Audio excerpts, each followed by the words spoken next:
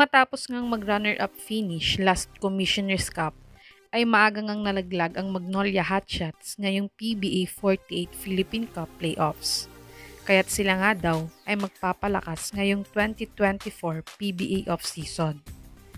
At narito nga ang mga tatargetin ni Coach Chito at Magnolia Management na top free agents ngayong 2024 PBA off-season. Top 5. Encho Serrano. Si Serrano nga ay restricted free agent ngayon sa PBA. Matapos niyang hindi tanggapin ang extension contract na inoffer sa kanya ng Phoenix last 2023 PBA off-season. At ngayon nga ay currently naglalaro siya sa Pampanga Giant Lanterns, isang team sa MPBL. Pero dahil restricted free agent nga itong si Serrano, ay nasa may Phoenix pa din ang kanyang rights.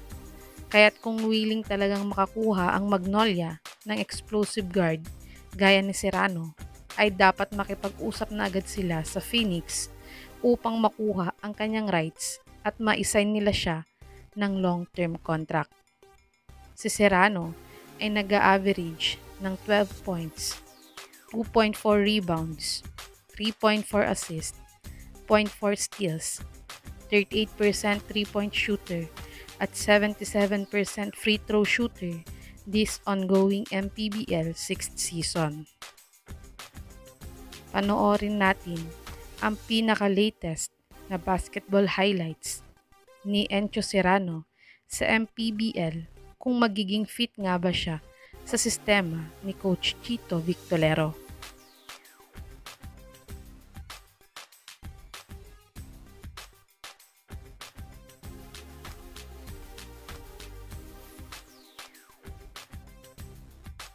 Top 4. Greg Slaughter.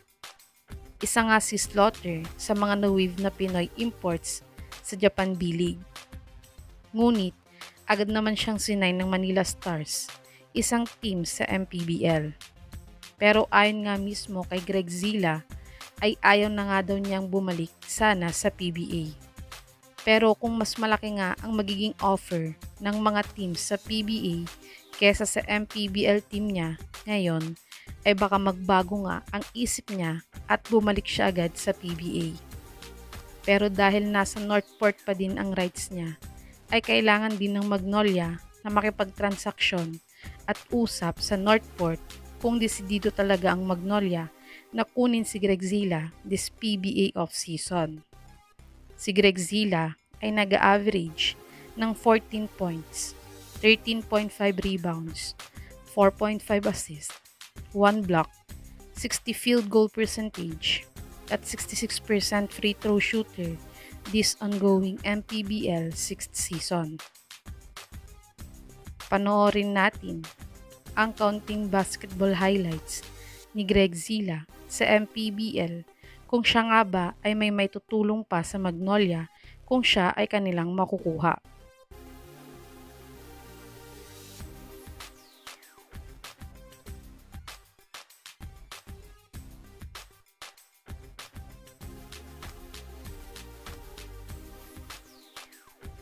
Top 3. Mo Tautua.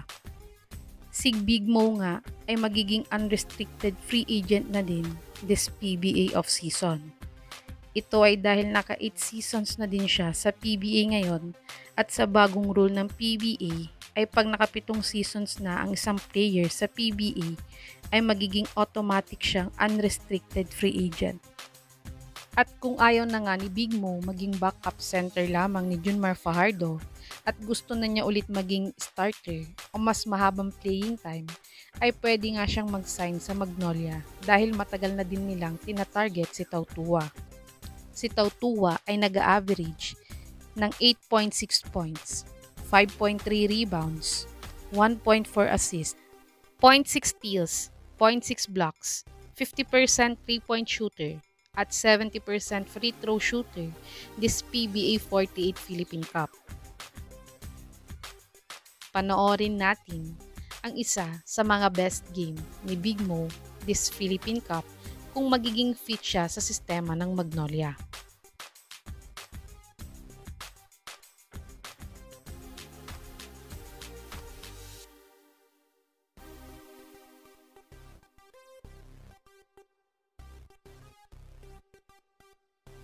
Top 2, Wami Chongson.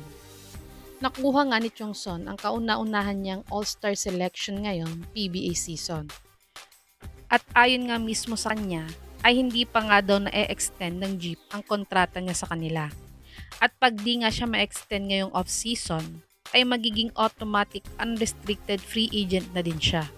Dahil naka 9 seasons na din si Chongson sa PBA. At dito nga ay pwedeng-pwede na siyang makuha ng Magnolia Hotshots nang hindi magtitrade ng ibang players sa Jeep. Si Chongson ay nag-average ng 22 points, 4.6 rebounds, 3.5 assists, 0.8 steals, 36% 3-point shooter, at 89% free throw shooter this PBA 48 Philippine Cup. Panoorin natin ang isa sa mga best game highlights ni Wami Chongson ngayong Philippine Cup.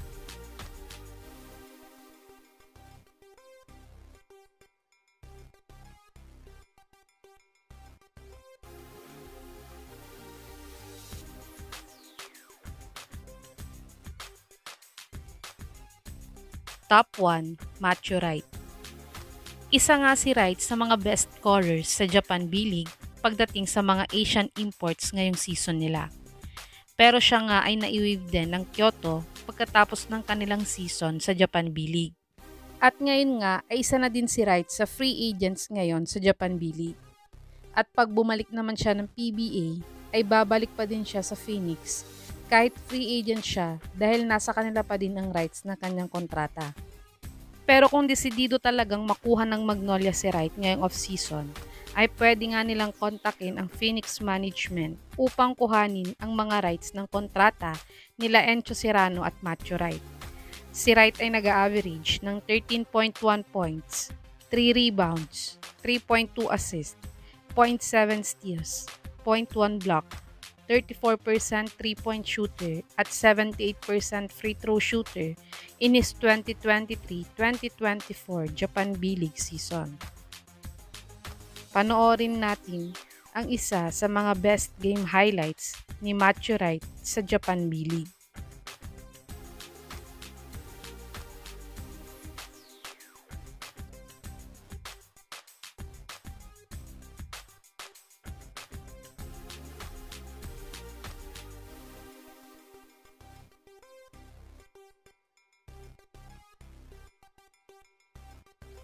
Ito ang mga top free agents na balak kuhanin ng Magnolia Hotshots this 2024 PBA off-season.